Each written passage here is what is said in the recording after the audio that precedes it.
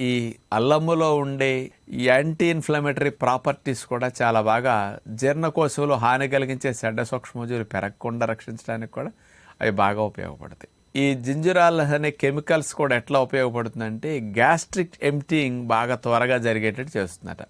ఆహార పదార్థాలు త్వరగా జీర్ణమై త్వరగా పొట్ట నుంచి ఖాళీ అవడానికి, గ్యాస్ట్రిక్ ఎంప్టీయింగ్ చేయటానికి ఈ అల్లములో ఉండే కెమికల్ కాంపౌండ్స్ స్పెషల్గా ఉపయోగపడతాయి. తద్వారా ఏమవుతుందంటే పొట్టల ఆహార పదార్థాలు పొలవకుండా కిందకు త్వరగా జరిగి వెళ్తాయి అన్నమాట.